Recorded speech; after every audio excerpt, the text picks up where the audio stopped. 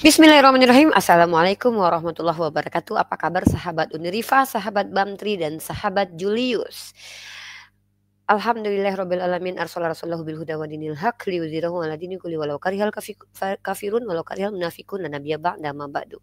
Rabbi shrah li sadri wa yassir li amri wahlul 'uqdatam min lisani yafqahul qawli. Hari ini saya ingin mereaction satu video yang cukup menjadi pembelajaran buat kita bersama ya. Dan ini adalah video reaction tentang tradisi yang ada di gereja nih, dan cukup menarik untuk dibahas, tapi kita pakai literasi atau pakai dokumentasi dari pihak Kristen ya. Nanti kita tanggapi, tapi sebelumnya kita intro dulu.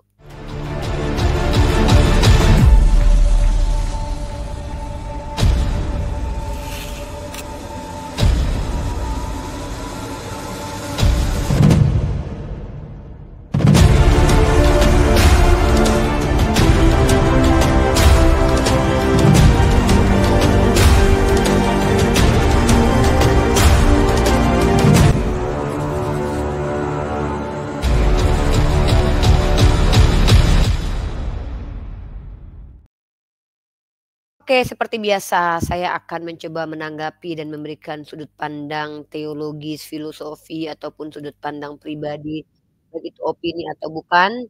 Tapi yang jelas adalah apa yang saya sampaikan ini adalah sesuatu yang real adanya, dan memang sesuatu yang betul-betul terjadi. Dan saya akan menampilkan satu video yang sudah ada di depan ini ya. Kita akan lihat videonya itu adalah tentang Pak Pendeta MYM nih. Kita lihat dulu deh apa kata Pak Pendeta MYM terkait tentang temanya adalah tarian kesurupan dalam gereja.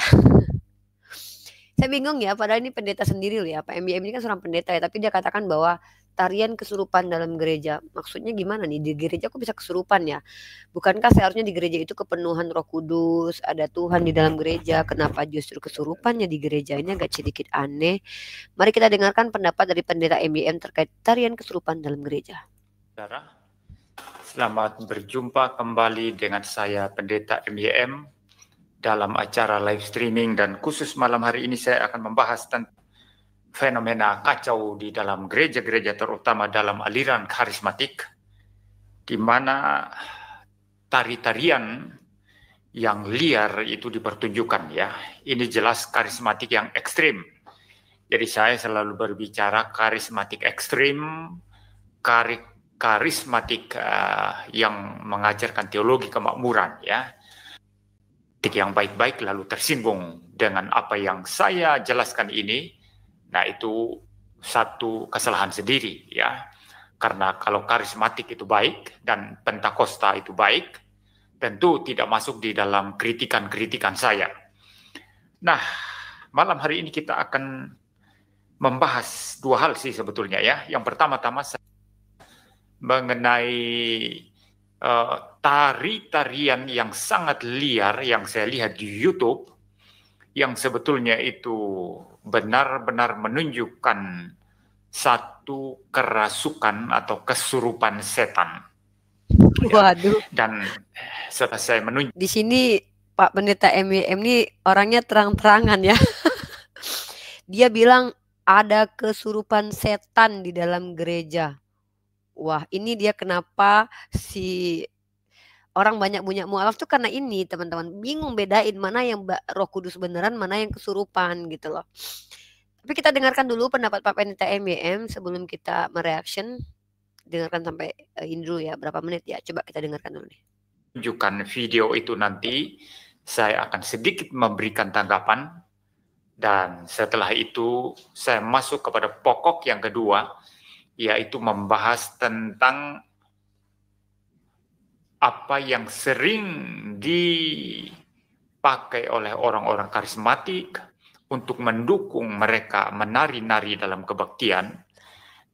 Bil contoh Daud ya, bahkan dikatakan Daud itu menari dengan telanjang. Ya, apakah betul Daud menari dengan telanjang? Ini yang kita akan bahas Jadi ternyata tuduhan bahwa Nabi Daud menari sambil berbogalia itu bukan hanya dari pihak Islam, tapi juga dari pihak non-Muslim, teman-teman. Kembali lagi ya nanti pentafsiran ya. Jadi kita agak bingung nih sebenarnya Daud itu menari sambil berbogol atau enggak nih.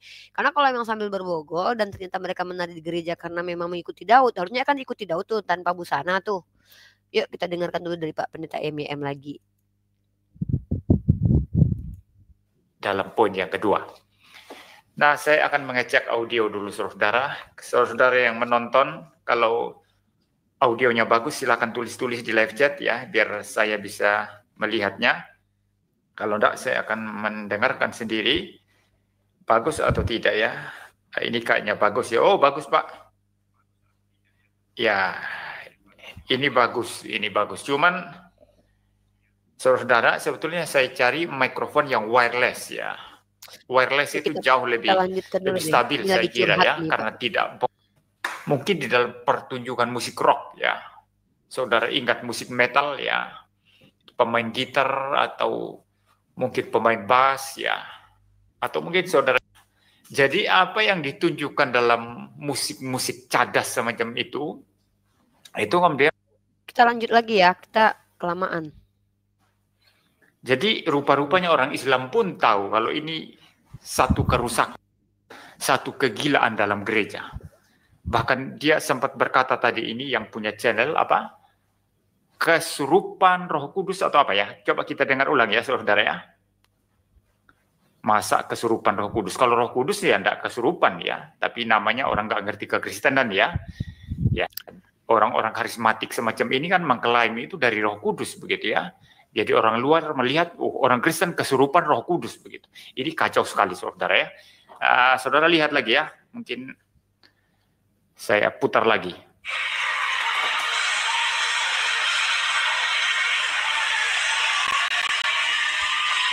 Waduh. Kerasukan Roh Kudus atau kerasukan rock and roll.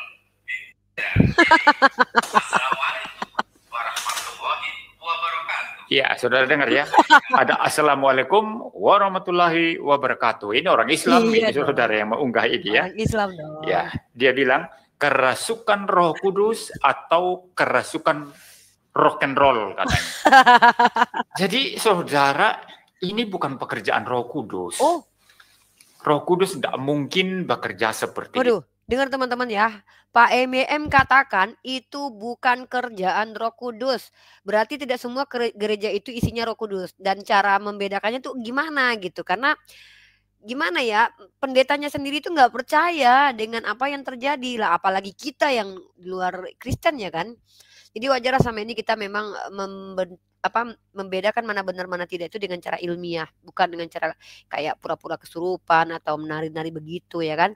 Yuk kita dengarkan lagi kelanjutan dari apa sih pendapat Pak MYM terkait orang-orang yang rock and roll tadi, meronta-ronta di gereja, teriak-teriak begitu. Nanti ada video-video yang akan saya tampilkan juga buat teman-teman semua. Coba lanjut dulu.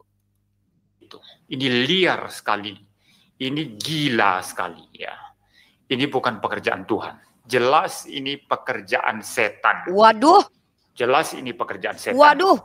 Dan saya kira saya memang harus benar-benar membongkar semua kesalahan-kesalahan ini, semua kepalsuan-kepalsuan fenomena ini yang dianggap sebagai pekerjaan Roh Kudus, sehingga saya berharap semakin banyak orang Kristen sadar bahwa terlalu banyak kerusakan dalam gereja-gereja karismatik. Waduh. Terlalu banyak kekacauan ibadah di dalam gereja-gereja karismatik. Waduh. Dulu Anda tidak terlalu tahu. Apalagi Anda berkunjung ke gereja karismatik ya. Anda tidak pernah tahu yang kayak gini. Tapi setelah media sosial itu menjadi media yang umum dipakai, di mana semua orang bisa mengekspresikan dirinya dan semua orang itu bisa mengunggah apa saja, termasuk acara-acara di gereja, maka semua sekarang terbuka, semua dapat dilihat dengan jelas, semua dapat diakses. Semua yang kacau-kacau kita bisa lihat di YouTube saat ini, saudara. Dan puji Tuhan, ini berkat daripada adanya media sosial. Ya, berkat daripada adanya media sosial. Dan dengan demikian kita bisa melihat, kita bisa menilai berdasarkan ini apa namanya yang dipakai Daud seperti ini ya. Karena memang baju efod daripada para imam itu, apalagi imam besar itu memang mempunyai keunikan sendiri. Tapi ini apa? Ini tahu cara baru. Oke, itu tadi adalah penjelasan Pak Pendeta MYM terkait tentang dalil di mana gereja itu menyanyi-nyanyi dan bernari-nari, yaitu mengikuti tradisi Daud yang katanya menari bahkan sambil berbawa golria gitu ya. Karena itu diperkatakan oleh kitab suci mereka sendiri. Dan sebenarnya bukan itu saja sih yang mau saya tanggapi. Terlepas dari bahkan pendeta sendiri tidak percaya yang terjadi di dalam gereja lain itu adalah bentuk pencurahan Roh Kudus dengan adanya menyanyi-nyanyi dan menari-nari seperti itu, bahkan sesama mereka saling mencurigai dan saling menuduh itu salah, teman-teman. Gimana coba dengan umat Islam? Gimana kita mau percaya coba? Ini contoh teman satu lagi ya teman-teman ya, kita akan lihat ada goyang ngebor di gereja juga. Ini kita lihat dulu nih goyang ngebor di gereja. Bentar ya. Ini kita aneka ragam musik yang ada di gereja ya. Kita lihat ini. Kita lihat ada gereja, ada goyang ngebor di gereja nih. Bagus kan? Seperti saya tadi ajarin. Ayo jemaat semua berdiri. Musik jalan semua ya. Semua ya, karena kita menari seperti Raja Daud. Menari bagi Tuhan ya. Nah, menari bagi Tuhan seperti Raja Daud. Menari bagi Tuhan. Menari bagi Tuhan. Bismillahirrahmanirrahim. Assalamualaikum warahmatullahi wabarakatuh. Sahabat-sahabat muslim yang dirahmati Allah dimanapun berada. Alhamdulillahilladzi an'amana binikmatil iman wal islam. Wa nusalli wa nusallimu ala khairil anam. Sayyidina Muhammadin wa ala alihi wa ashabihi ajma'in. Sahabat-sahabat muslim, tidak ada nikmat yang melebihi indahnya menjadi seorang muslim. Karena Islam merupakan sistem kehidupan yang bersifat komprehensif yang mengatur semua aspek baik dalam sosial, ekonomi, politik, maupun kehidupan yang bersifat muslim agar lebih kuat dan tidak mudah menjadi. Maybe not quite, but this congregation are certainly worshipping at the altar of dance. Kalian sudah mendengar dan membaca teks yang kami sediakan agar dapat dimengerti apa yang dibicarakan oleh mereka. Di sini, pendeta atau misionaris gereja tidak pernah putus asa dan kehilangan akal untuk membuat gereja kembali ramai. Dan itu terjadi dan dipraktekkan di belahan bumi yang lain. Perbuatan ini menjadi suatu motivasi kepada semua gereja-gereja adat dan tradisi musik yang mereka suka. Tangan kanan di atas, putar 1, 2, 3, 4 ya. Ya, bagus kan nih? Bagus kan? Seperti saya tadi ajarin. Ayo jemaat semua berdiri. Musik jalan semua ya. Semua ya, karena kita menari seperti Raja Daud. Menari bagi Tuhan ya.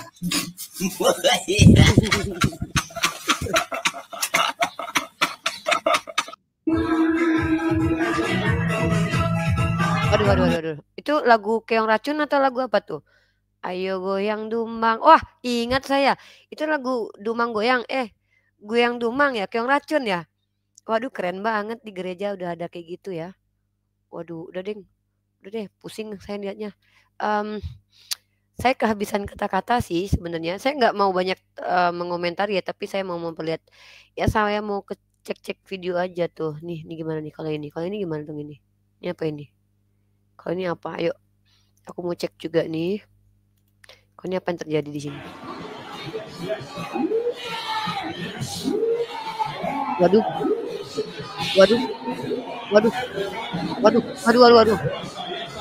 Wow.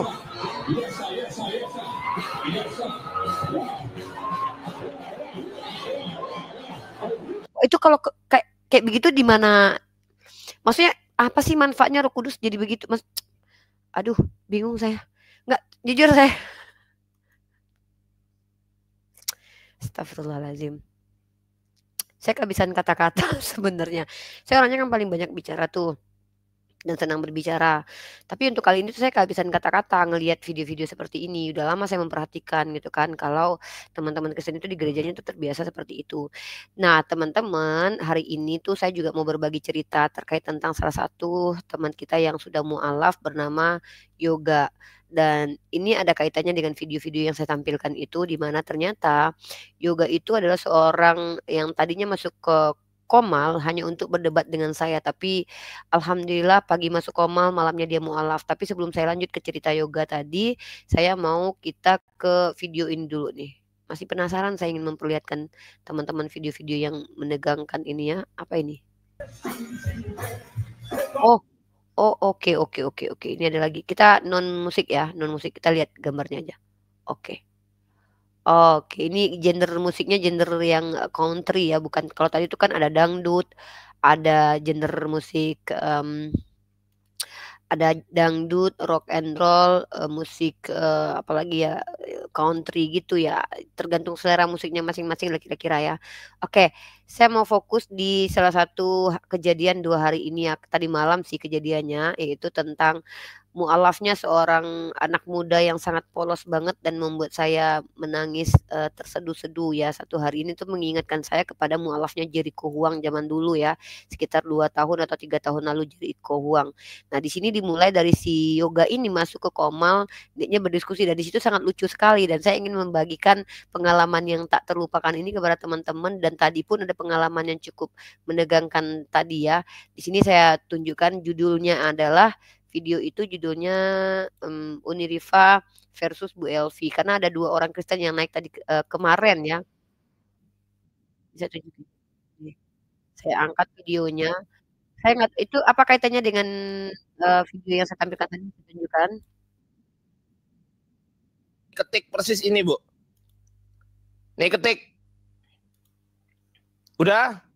Nah, sebelumnya teman-teman kaitannya adalah kenapa saya pertontonkan tentang menari-nari di gereja dan seolah-olah kemasukan Roh Kudus tadi, itu yang ternyata menjadi asbab salah satu anak muda dari Sumatera Utara dan saat ini ada sedikit tragedi atau apa ya kesedihan yang terjadi bahwa anak muda yang tadinya masuk ke Komal saya ingin berdebat dengan saya justru menjadi mualaf dikarenakan pengakuannya ketidakpercayaannya kepada gereja yang ada Roh Kudus berteriak-teriak seperti itu dan bahkan dia pernah berpura-pura kemasukan Roh Kudus lalu pendetanya mudah sekali tertipu. Lalu saya katakan sedangkan pendetamu saja bisa ditipu apalagi jemaatnya. Dan Allah berikan pemuda ini hidayah dalam waktu yang sangat cepat karena pemuda ini sangat polos sekali. Ini dia videonya teman-teman. Udah belum? Ini loh, di layar saya ini loh. Iya. Berusaha untuk sepertinya memang kalian tidak mau. Bu, kalau Ibu mau mengkritisi apa yang ditunjuk, perhatikan di sini teman-teman ya. Ini tuh ada Yoga, di sini ada Yoga dan juga ada Bu Elvi. Bu Elvi coba menjelaskan agamanya dan Yoga ini mencoba untuk belajar. Tadinya saya sempat keras sama dia ya. Tapi apa yang terjadi teman-teman sungguh di luar dugaan. Oleh Islam, kami pihak Muslim literasinya bawa antitesis. Jangan bawa dari sudut pandang. Yang tuliskan bisa ini. Jangan. Tunjukkan kalau yang ditunjukkan Ardiansah tadi itu salah. Ya sejarah dunia, Mbak. Ya tunjukkan. Tunjukkan kayak saya gini loh. Ya tapi coba saya aku ketik. gimana? Ayo aku coba ketik. Capek tahu. Enggak dari tadi itu kita gimana ya caranya?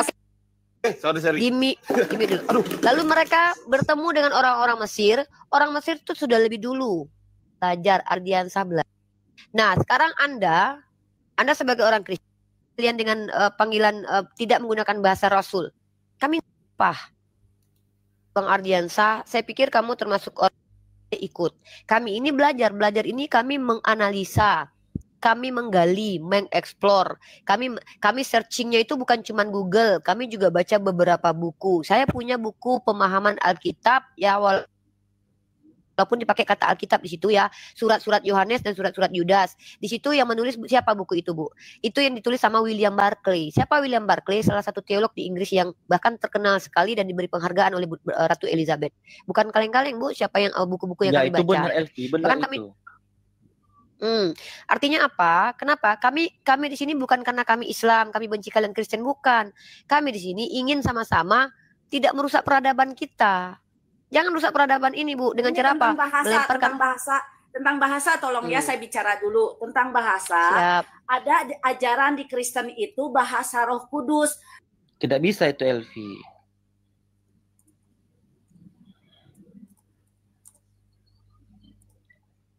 Bu, jangankan Ibu ngomong dengan kami umat Islam, Bu. Ibu ngomong sama orang Kristen aja Ibu ketampol. Gimana mau ngomong sama kami umat Islam coba?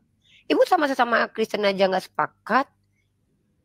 Bu. Itu yang bahasa roh. Ini yang bahasa roh itu si bala-bala si Iya, jadi di gereja-gereja kalian sendiri Bu ya, kalau Ibu mau lihat nih banyak yang menggunakan bahasa roh itu yang raba-raba lama-lama sebat-sebat itu. Iya, karena gini Bu, bahasa Roh Kudus itu tidak bisa diartikan itu gitu. Karena itu roh suci menurut kami ya.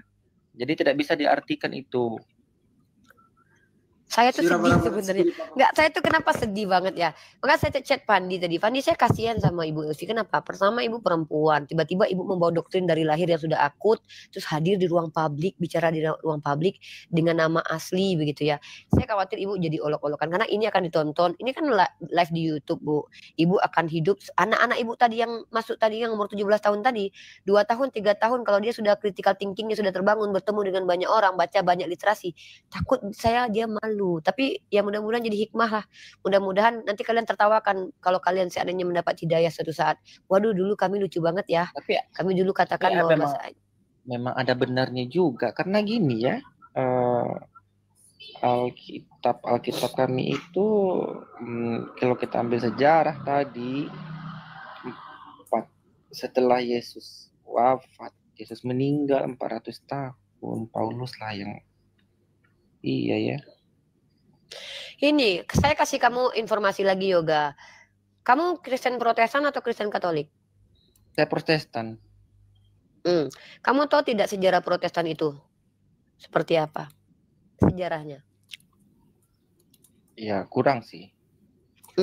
Oke, ini adalah detik-detik saya mencoba memberikan pengetahuan kepada saudara Yoga, di mana pada waktu itu Yoga masih bersekukuh dengan ajarannya, masih percaya dengan agamanya sebagai Kristen, dan tidak ada niat untuk memasuki agama Islam atau menjadi mu'alaf. Dan ini pun dia masih menekankan bahwa saya percaya sama Yesus itu ya.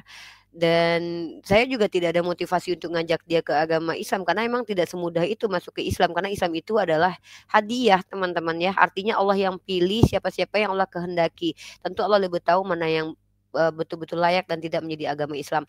Nah, di sini pun justru dengan keteledorannya orang-orang Kristen yang ada di Komal menjelaskan secara serampangan tanpa data itu menjadi asbab orang lain menjadi tertarik atau menjadi meninggalkan agamanya sendiri. Kenapa? Kekacauan mereka yang lain menjawab. Jadi ketika ada tarian di gereja, ada lompat-lompat, ada kayak seorang kesurupan seperti itu, kita anggap biarkan itu teman-teman, kita publish saja. Kenapa? Biarkan orang lain yang sehat akalnya memilih apakah ini ajaran yang betul atau tidak. Nah, itulah salah satu bentuk dakwah juga, mengeksplor pemahaman orang lain itu bentuk dakwah juga. Jadi bukan hanya menyerang-nyerang keyakinan orang lain ya, tetapi juga mengeksplor bagaimana orang lain menunjukkan keyakinannya. Kita lanjut, ini adalah hal yang saya tuh kayak luar biasa banget ya, menangis terseduh-seduh karena anak ini tuh nggak diduga-duga akhirnya malah sudah menjadi Islam. Walaupun ada sesuatu yang harus kita sedihkan juga karena dia masih ditolak oleh keluarganya. Mari kita dengarkan lagi teman-teman. Protestan itu hadir di abad ke-16, di mana Martin Luther sebagai penggagas atau bapak reformasi. Ada John Calvin juga, itu di Jerman. Nah, jadi pada waktu itu Martin Luther ini tidak menerima ide dan gagasan dari gereja Katolik. Kayaknya Paus konsili nih, hanya karena kami harus menegarakan kepausan dulu itu. Bu Elvi diam dulu ya, saya sama Yoga dulu. Garakan kepausan dulu itu ingin apa ya? Yang lucunya di sini teman-teman ya, ada Bu Elvi sebagai orang Kristen, ada saya sebagai Muslimah. Justru Yoganya malah lebih memilih saya untuk didengarkan. Coba, ini lucu banget teman-teman. Nggak boleh dibantah lah. Alkitab Perjanjian Lama dan Alkitab Perjanjian Baru itu hanya bisa dibaca oleh para pastor gitu. Nah, jadi secara orang umum nggak boleh baca. Nah, udah gitu itu kepausan dulu ya, bukan kepausan zaman sekarang ya. Beda orangnya dan beda sistemnya ya. Yoga, silakan kamu pilih mau dijelaskan sama saya atau Bu Elvi ya. Kalau saya mute ya, saya lebih ingin sebenarnya edukasi aja. Silakan Yoga, kamu mau bertanya ke saya atau ke Elvi tentang sejarah agama kamu juga boleh. Saya silakan kepada Ya ke Uni aja lah. Bu Elvi diam dulu ya, saya sama Yoga dulu. Kamu boleh cross check ini Yoga, kamu boleh searching di Google manapun, kamu boleh baca bukunya dimanapun. Jadi Martin Luther ini adalah orang yang tidak sepakat dengan liturgi-liturgi di Katolik. Apa itu liturgi? Liturgi itu adalah tradisi-tradisi keagamaan. Ada namanya itu indulgensi namanya. Apa itu? Jual beli surat penghapusan dosa. Martin Luther itu memiliki paham soteriologi sama dengan Calvinis. Kalau sekarang tuh namanya soteriologi Calvinis atau apa? Orang itu diselamatkan karena rahmat Tuhan.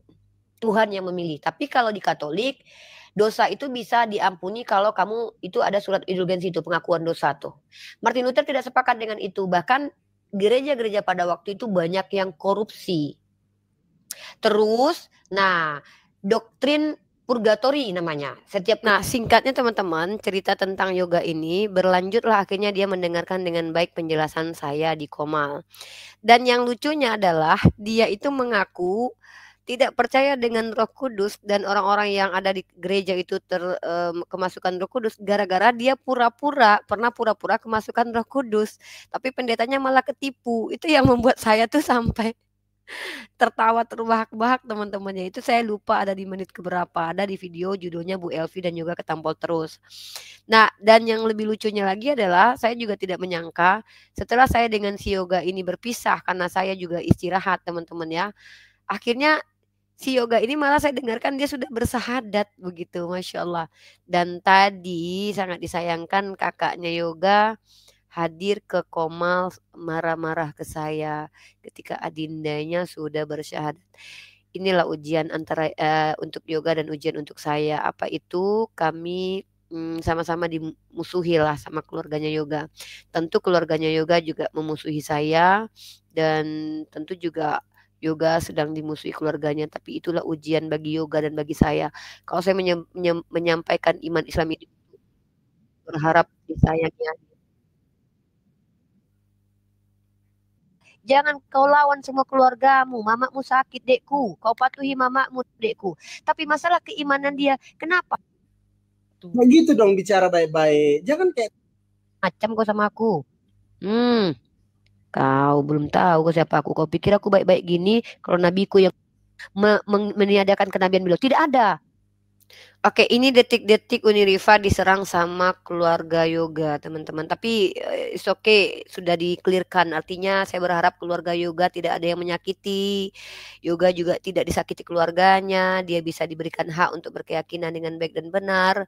Itu harapan saya karena saya jujur kepikiran dengan hal itu. Dan lanjut teman-teman, jadi orang yang joget-joget, orang yang berbahasa roh itu justru membuat orang lain menjadi Islam teman-teman, yaitu salah satunya adalah Yoga ini yang kemarin bertemu dengan saya diskusi malamnya mualaf hari ini. Dia menangis karena ada konflik dengan keluarganya. Bagaimana detik-detik saya dimarahi oleh keluarganya saudara Yoga ini, walaupun saudara Yoga sudah meminta maaf kepada saya dan seluruh umat Islam atas emosi yang dilakukan oleh keluarganya, tapi semoga ini tidak menjadi masalah lagi ya, karena saya maklumkan lah kalau kakaknya itu agak keceplosan dan emosi ya, karena dia tidak terima adiknya berubah menjadi Islam. Karena jujur Yoga mengatakan keluarga mereka itu sudah disondingkan, sudah didoktrin untuk membenci agama Islam. Begitu jelek agama Islam di mata keluarganya Yoga. Ini pembelajaran buat kita pribadi. Mari kita tunjukkan bahwa Islam itu rahmatan lil alamin teman-teman. Ini salah satu momen yang cukup ini sekali bagi saya pribadi ya, agak sedikit menyedihkan sih gitu. Bagaimana peristiwa itu terjadi. Ini dia teman-teman. Kalian yang baru muncul di tahun 2024-nya, nenek-nenekmu jangan-jangan nikahnya umur 10 tahun, mana aku tahu. Pandai pula bicara tanpa menggunakan ilmu antropologi. Jadi syubhat kalian kepada agama kami justru ditampar. Kau yang diam. Penyesat kau, orang kampung kau sesat. Nah itu dia ya, itu adalah saudari dari Yoga dan dia masuk dengan emosi lu mengatakan orang kampung kau sesatkan. Dan ini merujuk kepada, tapi saya pikir ini biasalah terjadi di awal-awal. Tinto kau nggak ada otaknya. Kau inilah kau ya, Inilah ciri khas Kristen teman-teman. Ketika ada orang Kristen yang berakal, dia akan kejang-kejang. Ini Roh Kudus nih bekerja nih teman-teman. Jadi beginilah orang-orang, inilah kenapa saya katakan mereka selalu menghina Roh Kudus ya. Jujur mereka ini menghina Roh Kudus teman-teman. Mereka mengaku ada Roh Tuhan di dalam dirinya, tapi kelakuan mereka selalu marah-marah, tantrum, di gereja mereka berjoget-joget seperti itu dan menunjukkan kesurupannya. Tetapi pada dasarnya mungkin saya terbawa emosi juga ya, karena masuk-masuk sudah marah. Saya mau menunjukkan kalau memang kalian punya Roh Kudus, tunjukkan roh kebijaksanaan itu, tunjukkan kalau kalian itu adalah umat kasih. Itu harapan saya tadinya, tapi karena dia emosi dan dia marah-marah, teman-teman, saya juga terpancing. Walaupun akhirnya saya meminta maaf ya, karena saya maklumkanlah kesedihan hatinya karena adiknya berpindah keyakinan secepat itu, teman-teman. Coba kita dengarkan lagi. Kristen menyesat-nyesatkan orang. Makanya dulu kau masuk ke Komal sini, kau tuduh aku sesat. Kutunjukkan kepada aku kau yang sesat dan penyesat. Kutanya samamu, Yesus Tuhan atau bukan? Siapa Yesus menurut kau? Udahlah, nggak usah banyak ngomong kau. Hei, jangan kau. Emang kau siapa aku? Siapa aku kau? Kau ngatur-ngatur kau naik ke Komal Islam. Kau yang sesat, kau menjadikan Yesus sebagai Tuhan.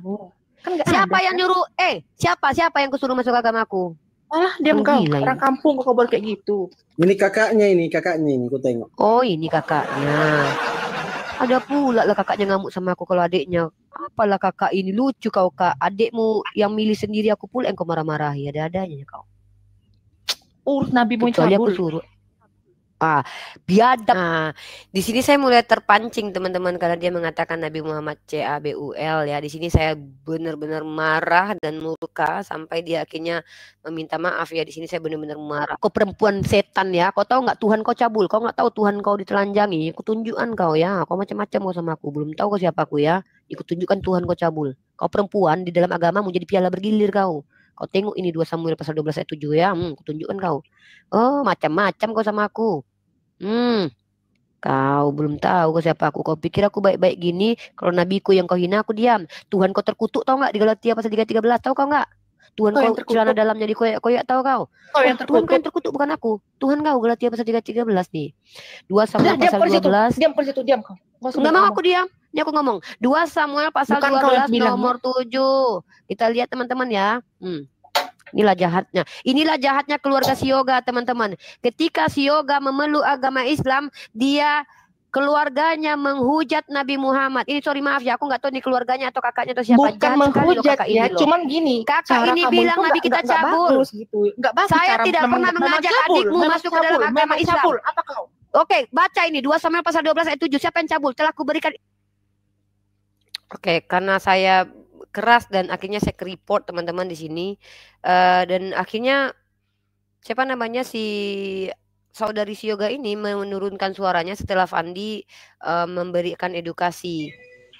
Kalau dia berkata kasar dia akan bisa dipidana karena itu penistaan terhadap nabi dan penistaan terhadap tokoh agama. Kalau saya membalaskan apa yang dia sampaikan dengan data-data, sementara dia kan menuduh begitu saja. Coba kita dengarkan. Menghujat juga ini. Kan dia bilang urus nabimu, urus Tuhanmu, apa salahnya? Tapi dia dengan terang-terangan memfitnah nabi saya. Apa fitnahnya? Kau memfitnah orang. Bentar ya. Pada Yoga, kau tanya sama Yoga. Ketika adekmu mendapatkan kebenaran menurut perspektif dia, kenapa kau salahkan orang lain? Ada kami undang dia masuk ke Komal ini, dia masuk sendiri. Tapi ketika kau marah sama aku, marah sama Yoga, jangan kau hujat nabiku. Kenapa nabiku yang kau bilang CABUL? Kau tahu tidak? Ketika kau tuduh nabiku CABUL, bukan aku saja yang marah. Seluruh umat Islam di Indonesia ini boleh menangkap kau, melaporkan kau karena pelecehan terhadap agama. Gini kak, ya. Kita kan kakak punya agama, kami juga punya agama. Bentar. Kau minta maaf dulu, Amo. Ini bahaya untuk kau. Minta maaf lah. Jangan ngomong. Ya. Maaf aku kalau aku salah, cuman gini kak, ya jangan kayak gitu. Kayak mana kayak mana yang kau nggak bolehkan kami itu kayak mana? Enggak gini, biarkanlah dia beragama dengan diri dia. Siapa yang melarang orang lain beragama di Komal ini? Siapa yang melarang orang lain beragama di sini? Ada kau larang beragama? Ada kau larang beragama rupanya? Ada kau larang adikmu beragama rupanya? Ada kau larang keluargamu beragama rupanya? Ada ku DM adekmu, keluargamu untuk mengajaknya agama Islam. Jangan kau tuduh-tuduh, Amoy. Ini negara hukum loh, Indonesia loh. Jangan mentang-mentang kau bisa marah-marah ke orang terus naik-naik sini kau ngamuk-ngamuk sama aku. Aku ini wanita merdeka loh. Aku dilindungi oleh negara ini untuk berbicara loh, karena ini demokrasi. Iya, dari semalam kulihat gitu kan. Ini aja ditontonnya. Ya. Gini loh dekku, Amoy. Gitu. Gini loh Amoy. Nggak mungkin lah Uni bisa menghentikan adekmu menonton apa yang ditonton dia, handphone dia, kuota dia. Dia punya free will. Kenapa harus aku yang kau salahkan, Amoy? Kenapa aku yang kau salahkan ketika adekmu menjadi seorang muslim karena memang kecenderungannya sendiri? Kecuali aku bisa kau buktikan, aku mengajak dia, ku bayar dia, ku iming-imingi dia, baru boleh aku dikatakan melanggar. Tapi tak pernah Amoy, bahkan dia naik ke sini, si Laskar Kristus ini yang ngajak. Jujur kalau Laskar, kau yang ngajak dia ke sini. Bukan siapa? Bukan ini. Oh, bukan ini. Ada kawannya kemarin. Injil Kristus. Jadi Amoy, jangan buat permusuhan dengan kami umat Islam. Nggak ada aku bikin tuh permusuhan, Kak. Cuman gini, mengatakan Nabi kami cabul itu tuh permusuhan namanya, Dek. Nabi kami itu Nabi Pak Jokowi, nabinya Pak Prabowo, nabinya seluruh umat Islam yang ada di Indonesia. Kalau aku mengatakan apa yang tertulis di kitabmu, itu ada di kitabmu. Contoh, Galatia pasal 3 ayat 13. Terkutuklah yang mati di tiang salib. Itu tertulis di kitabmu. Bukan aku yang mengada-ada. Minta maaf ya aku ya, minta maaf. Cuman gini Kak, ya biarkanlah kami Kak dengan keluarga kami. Jangan ada kami ini datang ke rumahmu, nelponin kalian adekku. Gitu, La ilaha illallah. Dengar dulu. Enggak. Ya ini ada di YouTube saya yang terakhir publish teman-teman ya. Ini yang membuat saya agak sedikit terganggu hari ini emosinya. Kenapa? Karena di awal saya melihat kepolosan dari Yoga ini dan dia sangat termasuk anak yang polos, yang sangat mencintai ibunya dan mencintai keluarganya. Tiba-tiba dia berpindah keyakinan dan itu memang akan membuat keluarganya shock ya, dan dia sangat polos banget sampai bilang begini, apalah salahku, nggak apa-apa kan aku kan nggak kuganggu juga mereka. Jadi kepolosan dari Yoga ini membuat saya tuh menangis tadi, dan saya paham betul apa yang dirasakan sama kakaknya ini, karena adik kita berpindah keyakinan, adik kita dianggap sesat oleh kita. Cuman itu tadi sulit teman-teman mengikis doktrin yang sudah menempel begitu kokohnya di kepala orang, tapi sulit bagi kita, tapi mudah bagi Allah. Dan harapan saya apa yang diperlihatkan di konten-konten muslim, mari kita usahakan terus untuk mempertontonkan, seperti ya Pak MBM sendiri juga mengatakan yang di gereja itu kesurupan setan, bukan kemasukan Roh Kudus. Dan kemudian ini akan menjadi manusia semakin memiliki critical thinking, mana yang betul pada akhirnya, apa ciri-ciri yang betul itu, apa ciri-ciri orang yang punya Roh Kudus. Akhirnya ini akan menjadi pertanyaan dan kemudian akan menghasilkan iman di dada seseorang yang mengizinkan dia akhirnya memeluk agama Islam seperti Yoga. Tetaplah kita semangat sebagai apologet. Untuk saya sendiri menekankan ke diri saya untuk akan selalu semangat, saking saya melihat betapa banyaknya orang-orang di luar sana yang didoktrin untuk menjelek-jelekkan Islam, percaya bahwa Islam itu jelek, sementara pada akhirnya ketika mereka berada di ruang publik yang bertemu dengan kita, mereka dibuktikan bahwa Islam tidak sejelek yang mereka tuduhkan. Dan bisa jadi karena pelan-pelan kita memberikan ilmu dengan bukan untuk menyerang mereka, mereka semakin mendekatkan diri kepada Islam. Dan saya juga tekankan ke diri saya untuk bersikap lemah lembut, semakin lemah lembut kepada mereka yang betul-betul butuh agama Islam ini, bukan kepada mereka yang penghujat. Memang saya tidak bisa lembut kepada mereka, karena kita harus bisa bedakan mana penyesat dan mana yang tersesat. Dan hari ini luar biasa ya, karena adanya Yoga yang mengatakan tidak ada Roh Kudus itu, karena menurut Yoga dia pernah menipu pendetanya dengan pura-pura kemasukan Roh Kudus, dan akhirnya pendetanya tertipu. Dan itu juga yang akan kita tanyakan kepada Pak MBM dan pendeta lainnya, mana yang apa yang membedakan antara Roh Kudus beneran dengan roh setan. Sementara Pak MBM sendiri mengatakan di gereja itu justru banyak yang kesurupan setan.